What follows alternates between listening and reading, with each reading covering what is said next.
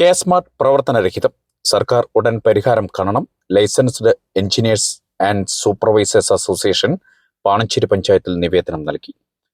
Licensed engineers and supervisors association Panancheri യൂണിറ്റിന്റെ നേതൃത്വത്തിൽ കെ-സ്മാർട്ട് സൈറ്റിന്റെ ന്യൂനത പരാമർശിച്ച് പാണഞ്ചേരി പഞ്ചായത്ത് പ്രസിഡന്റും സെക്രട്ടറിക്കും നിവേദനം സമർപ്പിച്ചു.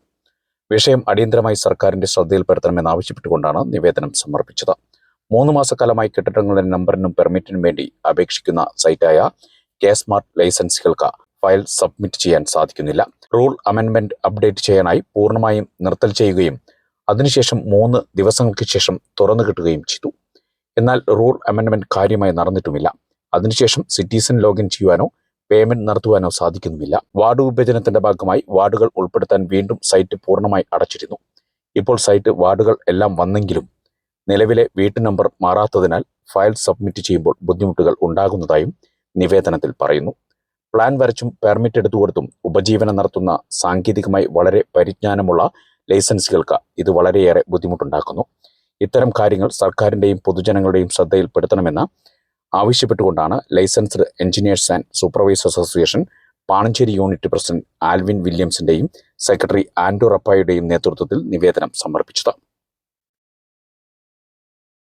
റീസ്റ്റാർട്ട് ആയ അന്നോട്ട് എന്തെങ്കിലും എററാണ്, ഒന്നിലെ വാലിഡേഷൻ എറർ അല്ലെങ്കിൽ OTP എറർ അല്ലെങ്കിൽ പേയ്മെന്റ്, അങ്ങനെ പല എററുകളായിട്ടാണ്. ചിലപ്പോൾ ഭാഗ്യം നിങ്ങളൊക്കെ ആർക്കെങ്കിലും ഒരാൾക്ക് പെർമിറ്റോ അല്ലെങ്കിൽ കംപ്ലീഷനോ ഒക്കെ കിട്ടണം.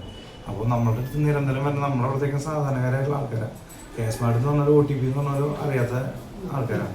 അപ്പോൾ ഇവർക്ക് നമ്മൾ ഈ OTP ഇല്ല അല്ലെങ്കിൽ കെ-സ്മാർട്ട് ക്ലിയർ അല്ല എന്നൊക്കെ പറയുമ്പോൾ അവർക്ക് ക്ലിയർ ആയിട്ട് മനസ്സിലാവില്ല.